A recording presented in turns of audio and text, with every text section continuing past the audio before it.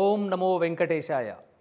తిరుమల తిరుపతి దేవస్థానం నూతన ధర్మకర్తల మండలి కమిటీ సమావేశం ఈ నెల 18న జరగనుందని సమాచారం.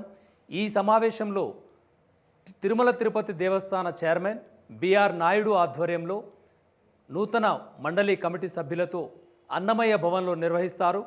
ఈ సమావేశంలో ప్రధానంగా కొనుగోళ్లపై, తిరుమల తిరుపతి దేవస్థాన కార్యక్రమాల గురించి చర్చించి వివిధంగా నిర్మాణాత్మకమైనటువంటి నిర్ణయాలతో ముందుకు సాగుతుందని చెప్పేసి ఈ తిరుమల తిరుపతి దేవస్థాన చైర్మన్ తెలిపారు.